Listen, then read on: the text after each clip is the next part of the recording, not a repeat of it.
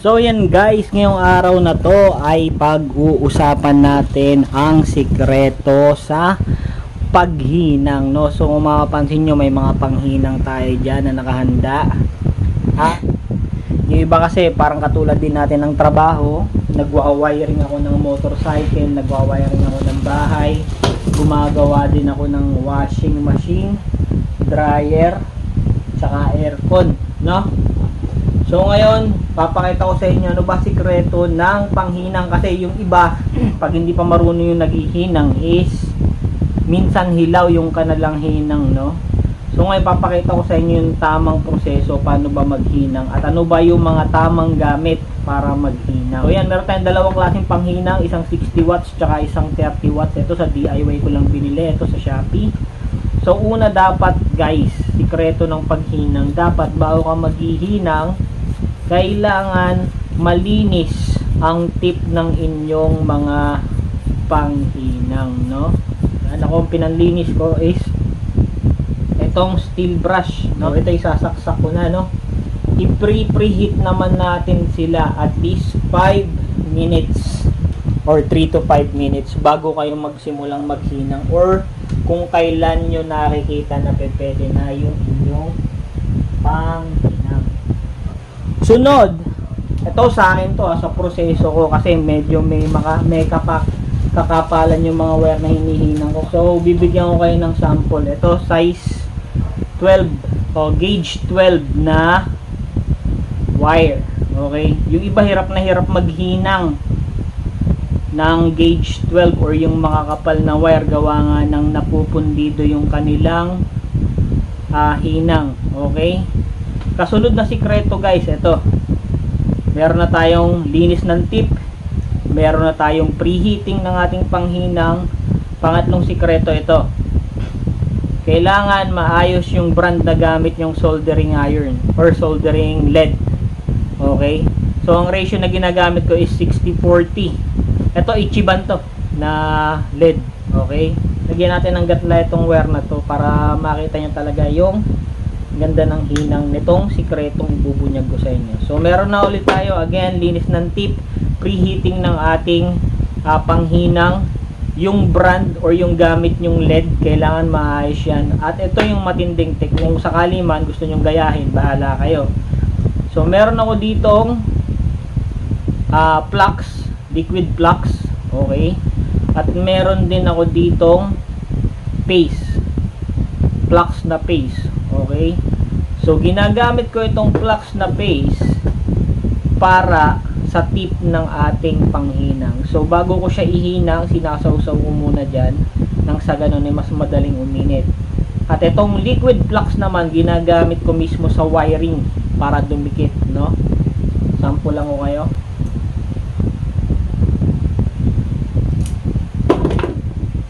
Ito ang isa sa mga sikreto para maging maayos ang hinang nyo, no? So ayan, meron na siyang balat, makapal na wire yan guys, gauge 12 na wire. Okay, pambahay to. Ginagawa ko is pinapataan ko lang siya ng konting liquid flux. Ayan, ganun lang, sobrang konti lang, halos di mo makikita ang basa, diba? Ayan, tapos kunin muna natin itong ating 60 watts na panghinang. Okay, yan, 60 watts na panghinang ang gagamitin natin. Kunin nyo itong inyong paste, no? Flux din siya pero paste base. Ang ginagawa ko dito is, bago ako maghinang, yung tip mismo ng ating panghinang, sinasawsaw ko muna dito hanggang sa makita ko yung meron na siyang silver na parang natunaw na panghinang. Nakita niyo, dumidikit na.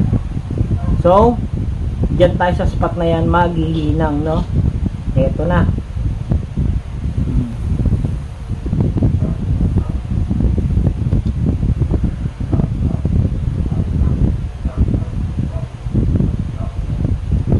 Yan. So yan, may silver spot siya, 'di ba? Ngayon, palalawakin nyo lang yan, balik nyo lang ulit dito. Ayan, nakita nyo, lumaki na yung silver spot nya. Hinang ulit natin yan. Para dikit na dikit yung ating wire.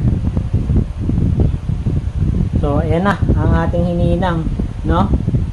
So, yun siya. Ganun lang gagawin nyo, guys. Basta nakita nyo na yung silver spot na yan, yan na yung sign na pwede na kayo maghinang ng ganito. Maluluto talaga siya, no? Ganyan siya. Okay? So, yan ngayon naman, guys, subukan natin sa joining ng wire. Maninipis na wire, halimbawa. Ito. Okay? Ito, manipis lang na wire to, no? Yan. Okay, so, ayan, sobrang nipis lang na wire yan, guys. So, kapag sa automotive wiring, may makikita kayong mga gantong wiring, lalo dun sa mga aftermarket na gamit nila. So, dito naman natin subukan. Ayan, hindi ko na inayos. Pero, ganun lang din ang proseso. Lagyan nyo lang ng liquid flux muna. And then, yung inyong panghinang, sausaw nyo ulit. Ayan, nakikita nyo meron na siyang silver na tip. Okay, pagka ganyan na, tsaka nyo hinangin.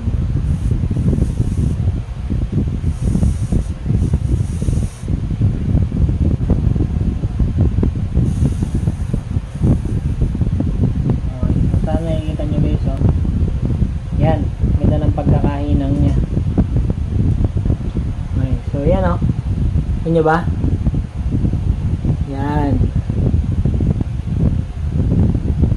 Yan ang hinang niya. Pagka meron kayong flux na liquid at saka flux na paste. So again, ginagamit ko lang yung flux na paste para linisan yung tip ng ating panghinang. Pero kapag ito, magbaband na tayo. Ang gamit ko is yung liquid flux para maganda yung hinang niya. Ito naman, medyo makapal-kapal ito. Banding ulit. Ito, tama yung binand ko no? Hanggang ngayon nakadikit pa rin. Yan, yan siya. So, putulin natin yan. Magre-reband ulit tayo.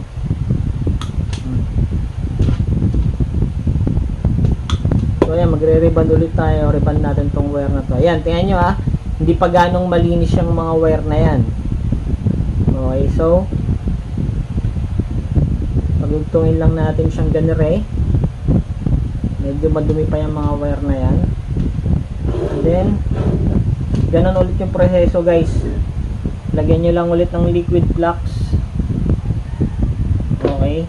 Tapos, bago nyo hinangin, again, yung tip ng ating panghinang. Ayan, napapansin nyo, nangingitim siya. Linisan natin gamit ang ating paste. Okay, so yan na. Silver na ulit siya, di ba? Saan nyo siya ngayon?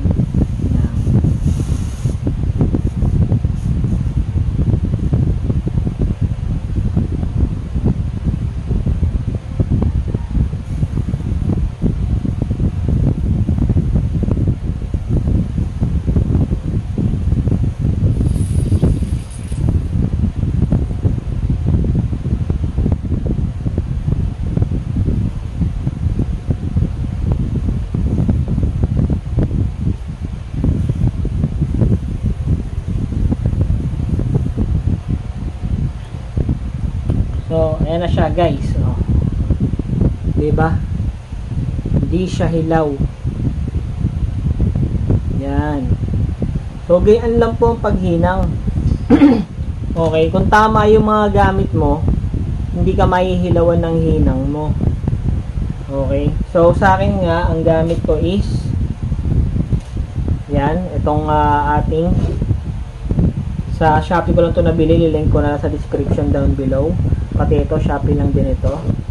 So, yun ang ating sikreto sa paghinang, no? Kaya dikit na dikit siya at hindi napupundi. Kailangan malinis yung tip ng ating panghinang. Na preheat mo siya bago mo gamitin.